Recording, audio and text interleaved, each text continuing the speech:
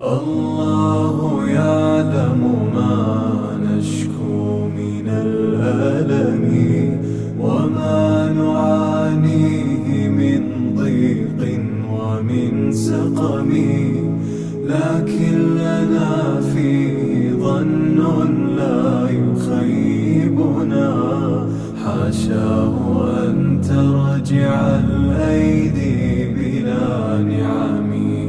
كم جاد من فضله قبل السؤال، وكم أعطى وأغنى بمحض الجود والكرم. الله